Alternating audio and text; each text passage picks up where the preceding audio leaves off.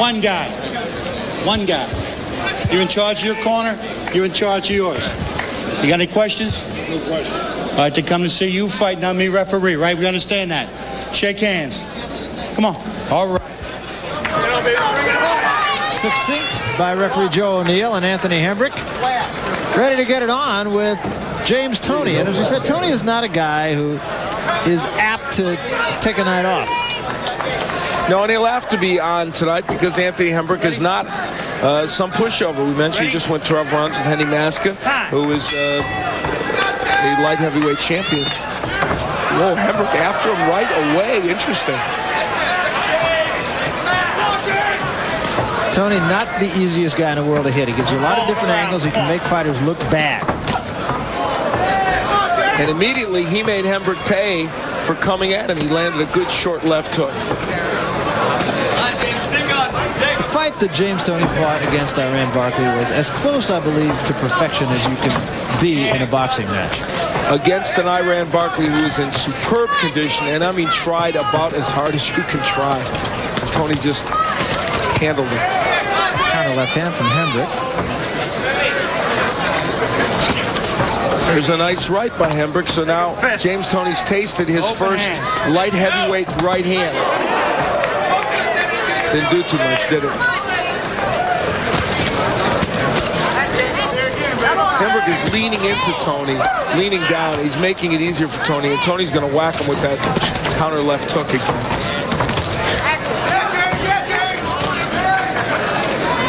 A lot of attractive fights out there for James Toney. He's really in the catbird seat. They're waiting on Roy Jones at 168. He doesn't come through. They've got Prince Charles Williams already signed up in July. That, I think, a very difficult match. But a mandatory before any of that happened. Yeah, he's got a mandatory defense against Tim Littles, right? Yeah, that's on March 5th. Big right by Toney. And, of course, this bout, stepping up, is really almost a low-lose situation. Even if she should be upset tonight, of course he hopes not to be, it wouldn't affect him in any of those other matches. And the Tim Littles match, you should look beyond it. Tim Littles is a very talented fighter. Let's see the hand speed of James Toney even early in this fight. Well, you're wrestling. No wrestling. He's landing some real nice short counter punches. Hembrick is pressing the attack, but it's Toney who's showing he's real sharp in his punches.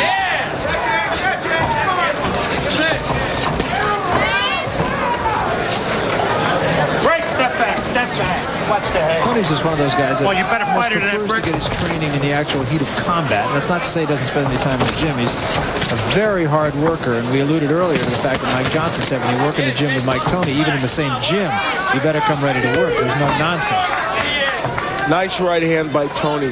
Toney has been, by and large, much better at 168 than he was ultimately at 160 because he had a hard time making the weight. How good will he be at 175? Will his hand speed still be there? That's the question. Well, so far tonight, it looks like it is against Anthony Hembrick, the former Olympian. We come to the end of the first round with a good left hand by Toney to end it. Most of reach, and so, of course, is James Toney landing the jab from the outside, naturally. Toney so far does not cooking Hembrick. And, you know, he's taken a couple of pretty good shots from Hembrick. And now you can see he's thinking, well, I wasn't hurt, and I've whacked him a couple times.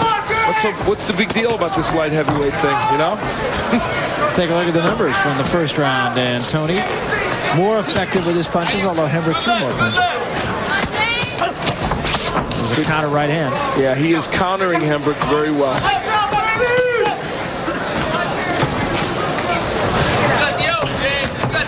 Anthony Hembrick has had a star-crossed career, both as an amateur and as a professional. It seems like every time he gets on the doorstep, somebody slams the door on him. Maybe he slams it on himself. He said he's worked hard for this bout and feels that, you know, he's prepared for it. He said at the beginning of the program it was hard to get a feel for what he was thinking coming into this fight and chatting with him today.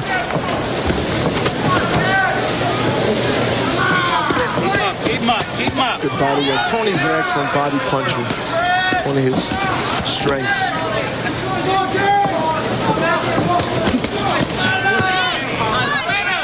is just so much quicker. Tony, I mean, he'll lower his hands because he can turn his shoulder and not get hit. I mean, his technique is not classic boxing technique, but it works very well for him. One thing Henry did say this morning when he chatted with me, he said, I'm 90% more ready for this fight than I was for Henry Masca.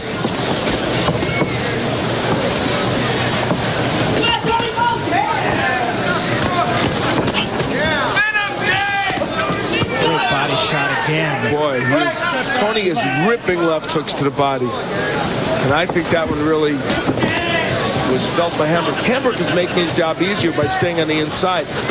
Hembrick should be on the outside where he can use his reach and height to the advantage. And everyone thought Hembrick would move a little bit in this fight. He's not doing it. Definitely not doing that. In fact, the concern in Tony's camp was that he would run. He is digging those left hooks, Tony. Doubling it to the left hook to the body and the head. And it really makes you hope that Hembrick was right when he said he's 90% more ready, because if he's not, those body shots are going to take a toll sooner rather than later. Good left hook. Blood to the nose of Hembrick. Very effective round so far by James Toney. So we head for the end of round number 2, and another terrific performance for James Toney. We'll be back. And you are going to be in Las Vegas tomorrow for the UNLV New Mexico State game. Yep. It should be a good one.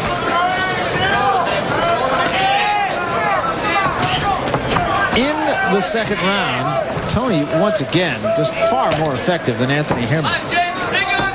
Hembrick fought Toney's fight in the second round also. Yeah, stayed on the inside, worked with him, and Toney landed 53% of his power shots, while Hembrick landed only 23% of his jabs.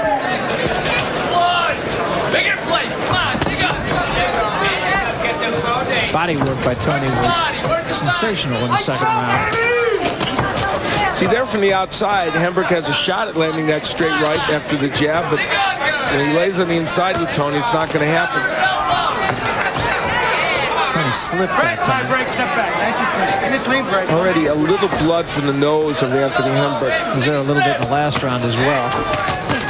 Look at the defense of Toney. It's excellent.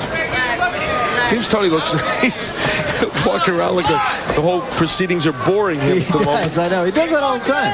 And sometimes, you know, he gets criticized for taking rounds off and not being as active. Now, in some of the fights we've had him here on ESPN this last year, he didn't do that. He was real active when he fought Ricky Thomas and Glenn Thomas and Daniel Garcia up here. He was more active.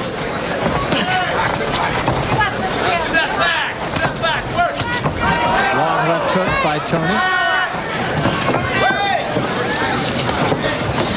Break, step By James Toney. Didn't get hit.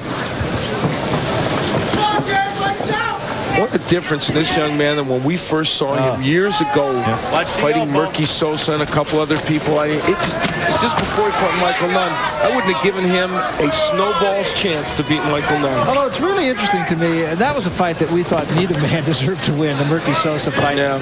And we were pretty hard, actually, on both fighters. And yet, in talking to James Toney, he said Murky Sosa hit him harder than anybody has. And then he was losing virtually every round to Michael Nunn, then whacked him out, and then it all changed for him.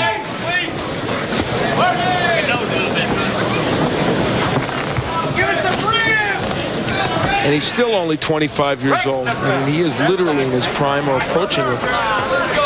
Hembrick is having a hard time on the outside as well, getting hit with those jabs and other punches by James Toney. The other thing you got to like about Toney is he is the definitive warrior. We were talking to him today about who in the light heavyweight division he would like to have. And there are some guys who you would look at James Toney and say he should beat this champion or that champion. Drop to one knee. Are they going to call out a knockout? Yeah, I believe there's a jab that set him down. I think that might be appropriate.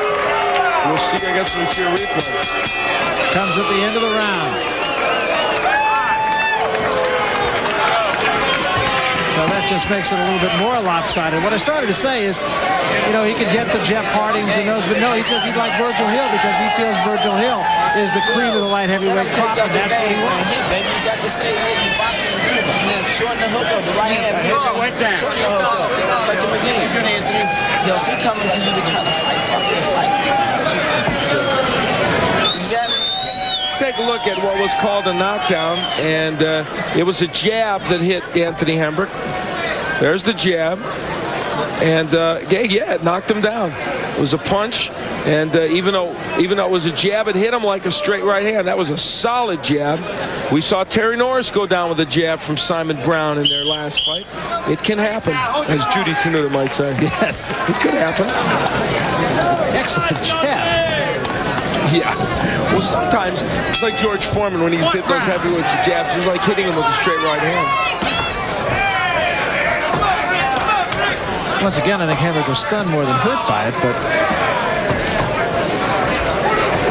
you look at the jabs for 3 rounds. Tony's only thrown 50 of them, but one of them put a man down.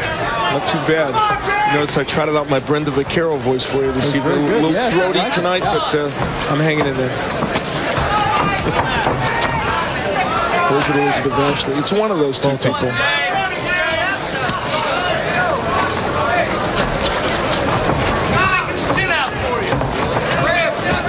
Well, on your card, let me guess.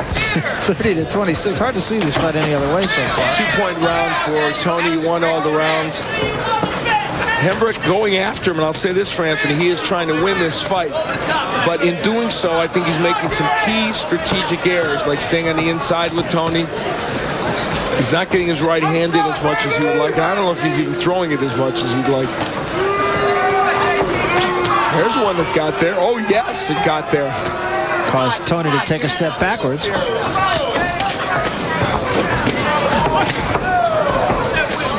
one thing Tony is going to find, without question, that at 175, people hit a little harder. And, you know, when Hembrick gives him a little bit of movement, it creates a problem for James Toney. You know, when Tony fought Mike McCallum, and they had 2 very close fights, when McCallum gave him just a little side-to-side and used his jab a lot, it gave Tony some problems.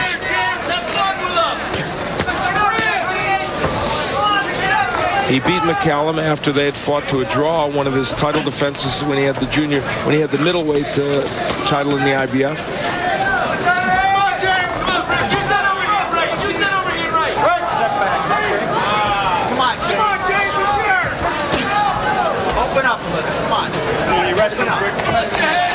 Tony in one of those kind of malaises that you were alluding to earlier here.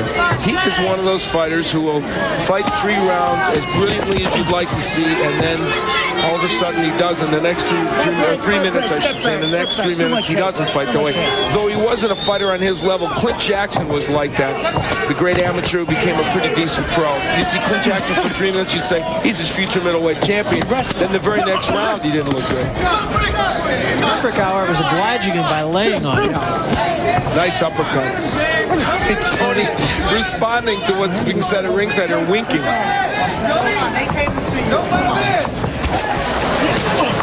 hand. And another right hand caught Hembrick on the way in. That was beautiful. So Hembrick took about 2 minutes and 45 seconds off, but finishes it with a flourish. We'll be back. Anthony Hembrick comes out to meet James Toney for round number 5. Crowd you can see stirring behind the fighters because there was a little fisticuff action going on in one of the rear rows here. It's also mandatory when we come to this. Have to have it, yep. Numbers through 4 rounds are very lopsidedly for James Toney, as you can see. Tony can keep his hands down, turn that shoulder, and man, it is tough to hit him.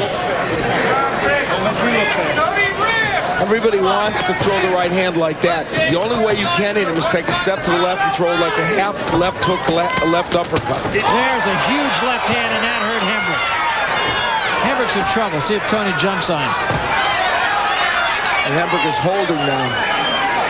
He's still a little woozy here. Still a little woozy. And another big left hand. And Tony with a right hand, and Hembrick's about to go.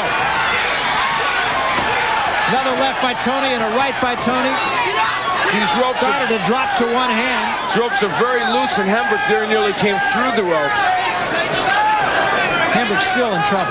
Tony told us today he wanted a knockout to show he could punch in the light heavyweight division. I don't know if Tony's tired or just fooling around, but he looks almost fatigued. Wow. Right hand from Hembricke, who cranked one. I wonder if James Toney got himself tired with that flurry. I don't know why. Look at him. He's just backing off of Hembricke. But that's also vintage James Toney. It is, but this looks different to me, Barry. This looks different to me. This looks like a tired James Toney right now. It does. You're absolutely right. He really, or maybe he's hurt by something. He looks like he is tired now, but Hembricke, I guess, is a little too. Interesting. You know, we said weird things happen when we come here. James Toney and Hembricke all but out. Look at him. Toney is just turned his kind of back on him. Yeah, he's just kind of languishing around this ring. Unless it's all a ploy by Toney, but then he had Hembricke almost out. And a straight right hand once again.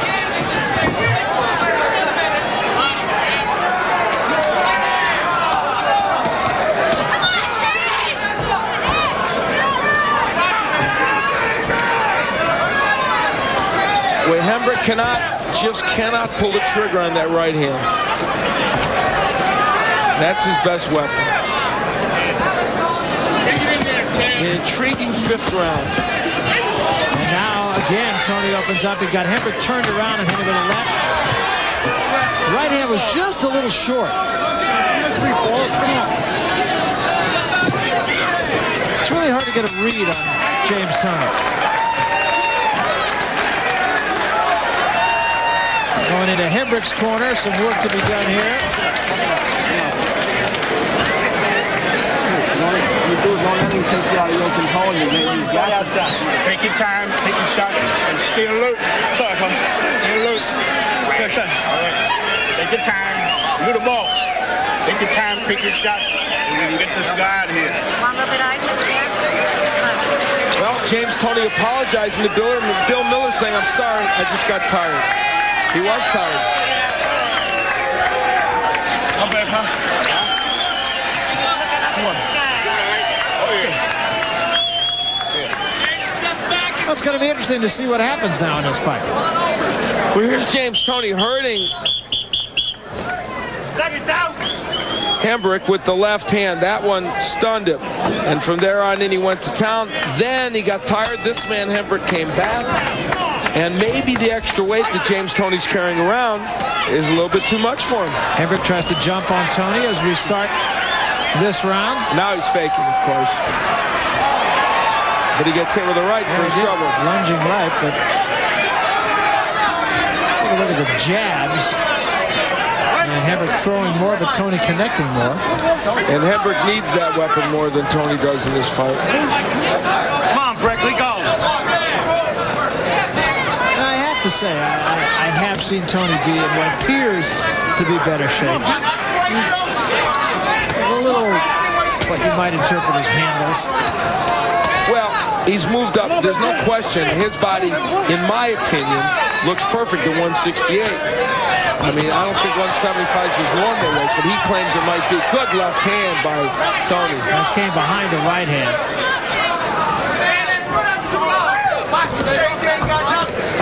Another good right hand.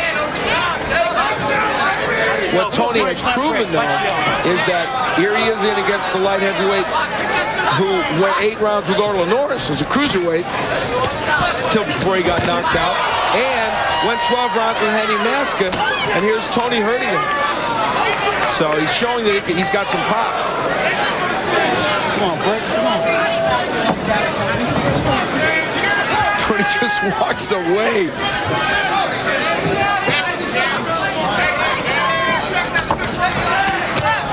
Good left hand again by Toney. You know what's missing tonight, though? The combinations of James Toney. And we wondered, would he throw combinations? Good right hand by Toney, as much at a higher weight. And truthfully, he's not doing it. I think he's got Hembricke hurt again right here, but I don't think he wants to waste everything here. Well, his nickname is Lights Out Toney, and he would like to put him out for Anthony Hembricke, and he's close to doing so. Yeah, Hembricke is dim right now, I think. Good right hand again.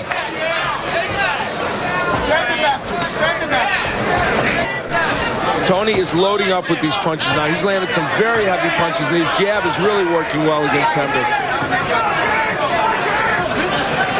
He wants Hembricke to come to him. He said, come on. Actually, he said it more colorfully than that. Yes, he did. There's a right hand, and Hembrick goes. Double right hand put Hembrick down. And Hembrick jumps back up and takes a swing before Joe O'Neill could come over. Well, he thought Tony, I think, he was kind of in a stupor. He thought Tony did not go to the neutral corner and wasn't directed to the neutral corner. He thought he was coming after him. Well, this will be over. Yeah, Hembrick is just about gone.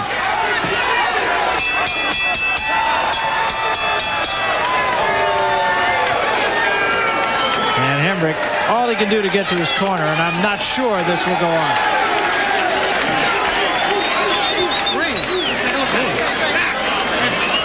Look right here. Look right here. Look at my nose. Out.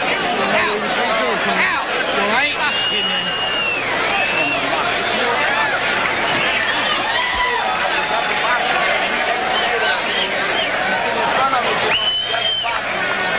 Hey, look at him, Doc. Take a look at him. Get out of the way. Let the doc see him. The doc is over here. How you feel, man? Break. Breathe. Well, here we'll see the knockdown by James Toney. Again, the jab is what started it, and boy, a beautiful right hand. And hit him actually when his knee had already hit the canvas. There's Hembrick. He was almost down. He wasn't quite down. And then Toney made sure. And Toney will jump on him. I don't know if Anthony Hembrick has any legs left at all at this point. Absolutely right. And I'm really not sure if it was a good idea to let him come out for this round. He's in trouble. I really would stop this. Yeah, big trouble. He's a punch away. Yeah, truthfully, this should be stopped, especially when he's in that corner. He could get nailed with a bunch of punches.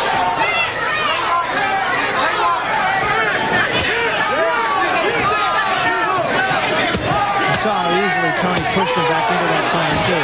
Overhand right. Hembrick is in big trouble. Fight should be stopped right now. Yeah, they're going to start. That's it.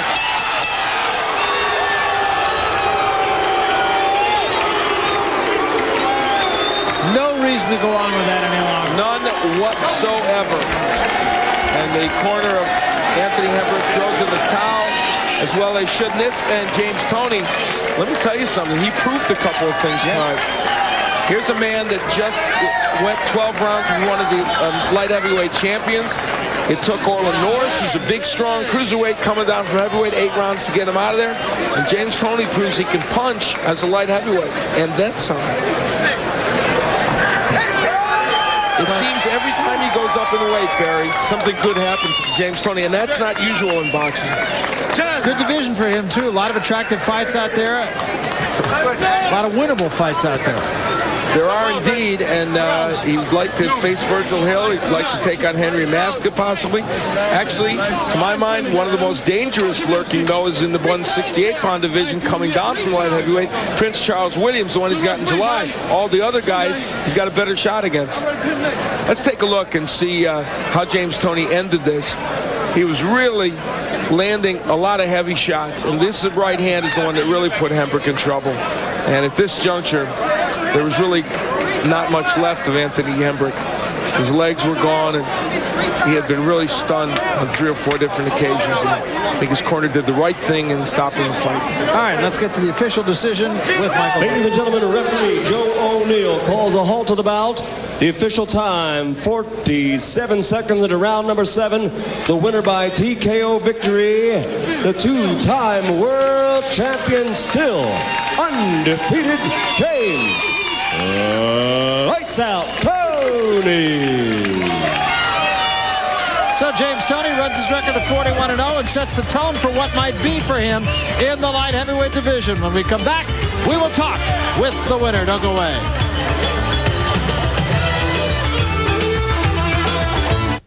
On a frigid night in Bushkill, Pennsylvania. Wasn't frigid for James Toney, though, as he made his debut as a light heavyweight in most successful fashion, and right now he is with Al Bernstein. Al? Well, thank you, Barry. James Toney did, in fact, make a debut that was quite good in the light heavyweight division. Were you happy with your performance? Very happy with my performance. You know, like I said, I'm the best fighter pound for pound on the planet. I'm willing to get proof against anybody. You know, not too many champions will go out and do what I be doing, fighting tough competition after tough competition. Yeah, that was a guy who had just been in with one of the light heavyweight champions. not only did you knock him out and Maska couldn't, even Orlin Norris, the cruiserweight, took him 8 rounds to get him out of there. Well, see, like I said, I'm a bigger man. I'm strong at this weight. I'm at the weight I should be at. And I feel very strong. And, you know, I take nothing from Orlin Norris and Henry Mass, but I'm the better fighter of the 3. Okay, now, well, we know that. I mean, your opinion has been well stated before, James. You said so too. I think anybody out there. Anybody. We know that you think that anyway. Here's the question I want to ask you about this fight is when you let's take a look at the knockdown here, and I'm going to ask you something about that 5th round as well. It seemed like you got tired. Pretty. Locomotion. Oh, that's it. Big right hand. I've been working on it all through training camp. And when I hit him with the first right hand, I knew he was gone. I had to follow with a double right hand to make sure to put the icing on the cake. Look, lights out. Oh my God. Oh Jesus. You're going to turn you into a sports commentator at this point. I'm taking Chris Berman's job. Okay. Now let me ask you, when you had him in trouble in one of the, I think it was about the 5th round, you went back and you even said to Bill, you were a little tired. What made you tired then? No, I wouldn't. I didn't say I was a little tired. I said I got a little sloppy. You know, if I only got a little sloppy trying to finish him up, I would have got him out of it. But I was excited, anxious. Now, how did it feel to you in the later rounds with this weight on you? I feel real good. I started catching my second win after the 4th round. I feel very strong at this weight. You know, light heavyweight and cruiserweight. I'm getting all the titles. You know, that's all I want. I want Virgil Hill. I want whoever. All right, real quickly, Tim Littles is next for 168, correct? Yeah, I'll take. Can you get down to that weight again? I'll get down there because, you know, like I said, Tim Littles, I'm going to get your buddy March 5th on HBO. And hello to my little daughter, Jasmine. And I love her. I'll be home tomorrow, Elizabeth, Phil, everybody back at home in Michigan. We got to run. Thank you, James. Yo! James Toney. You know, he's just such an introvert. If he could get a little self-confidence, I think he'd be a heck of a fighter. Let's go back to Barry Tompkins. All right.